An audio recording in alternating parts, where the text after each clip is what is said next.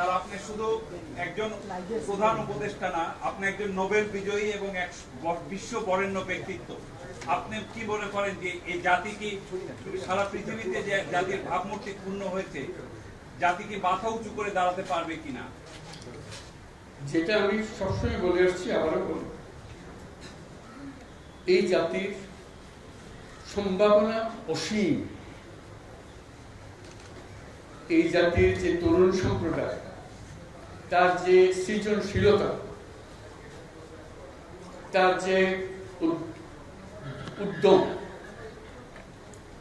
অন্য জাতির তুলনায় অনেক অনেক বেশি। খামের এত দাগ হয় কিভাবে? এই যে ভাবি, দাগও যাবে রাগও যাবে, নিন চাকা সুপার হোয়াইট। এতটুকু জায়গার মধ্যে আমরা 17 কোটি মানুষ থাকি। এই 17 কোটি মানুষকে আমরা আরো বহু উপরে নিয়ে যেতে পারি, শুধু এই গুতাগুতি মারামারি খুনাগুনি এটার থেকে বাঁচতে, আর তো কিছু নেই। তো ওরা তো জানেই সবাই কি করতে হয়। কাজে অন্যরা কি মনে করলো সেটা শীতে দুঃখ পাওয়ার চাইতে বড় কথা হলো বেঁচে এসছে।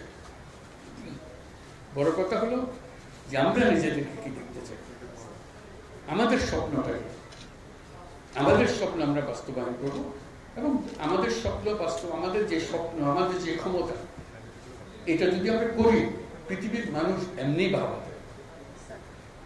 পৃথিবীর বহু দেশে তো যাই, দেখি এর চাইতে ঘনিষ্ঠ একটা জাতি, পরিবারভুক্ত জাতি খুব কম দেশে আছে। আমরা ভাগ্যবান জাতি সেই হিসেবে। কাজেই আমাদেরকে সেই লক্ষ্যে যেতে হবে।